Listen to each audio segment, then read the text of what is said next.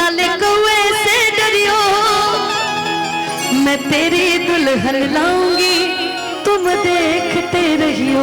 देखो गर्लफ्रेंड सब आज के समय में खराब हो गया है। गर्लफ्रेंड मतलब लड़की दोस्त। तो आपके साथ एक लड़की रहती थी ना छोटी सी, वो कौन रहती थी? बच्ची जो छोटी सी रहती थी, बड़ा अच्छा दोनों परफॉर्म करते थे। तू हमारी जान हो, तू ही परान हो, कहत काट के हम दे नहीं करे जाके। ये प्यार से ना जरा प्रीति के लिए कहो तो। तू हमारी जान हो, तू ही परान हो, कहत काट के हम दे नहीं करे जाके।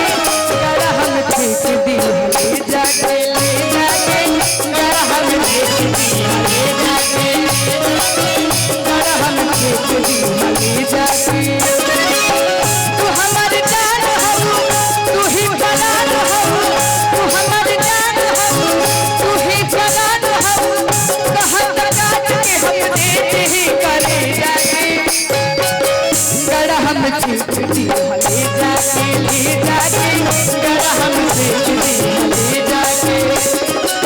राहुल भैया गढ़ा में तो प्रीति ले जाके फेंकिए दी है, लेकिन आर्यन ये भी गाएगा कि गांव के अभी जितवा के रहे उसाली,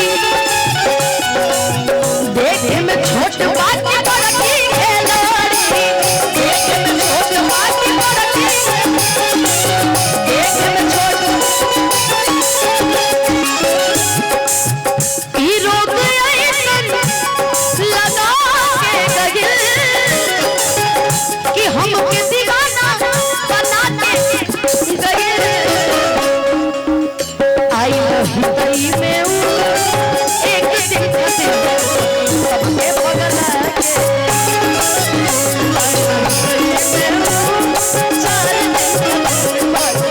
भैया।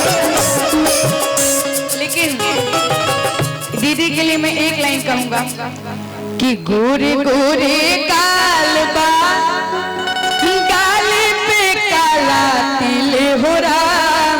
थोड़ा आज तक मैंने नोटिस नहीं किया, पहली बार नोटिस कर रही हूँ कि मेरे गाल पे भी तिल है ना। गोरे गोरे गाल बा, गाल पे काला तिल हो राम। रौरा जैसन सुनर लईकी, आप जिसको मिलेगा बहुत भाग्य। रौरा जैसन, इसीलिए कोई नहीं मिल रहा है। अरे इतना ना सब तारीफें कर दे रहा है ना कि कोनो मिलवे नहीं कर रहा है ससुरा। रौरा जैसन सुनर लईकी, रौरा जैसन सुनर लईकी, किस्मत से मिले हो रा,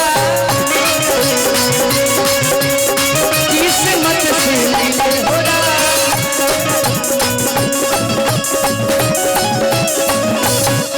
कश्मीर के फ्रूट लगेलू, काला सूट में क्यूट लगेलू।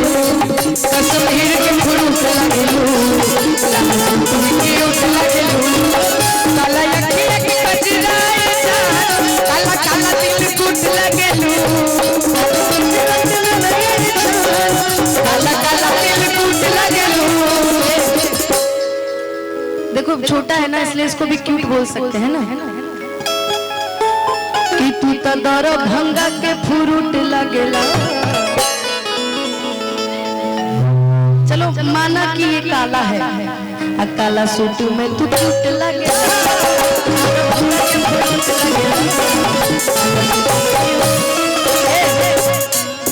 तहर बाबूजी हमारा लदार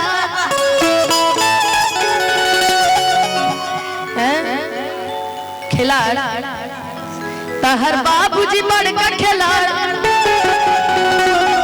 एक तक काला काला लवन चूस लगे, लेकिन तार बाबूजी देखो ऐसा पिता सबको मिलना चाहिए जो अपने बच्चे को प्रोत्साहित करे। और मुझे भी पता है कि सबसे ज्यादा मार भी अपने पापा से ही खाता है, ये भी मुझे पता है। तो ये जरूरी है पिता के लिए। तहार बाबूजी को हमार बाबूजी धरती पर दुनिया जने डिस्टर्ब बढ़े, बाकी सब ठीक है। इसीलिए कि कश्मीर के फ्रूट लगेलू, काला सूट में क्यूट लगेलू। कश्मीर के फ्रूट लगेलू, काला सूट में क्यूट लगेलू। कश्मीर के फ्रूट लगेलू।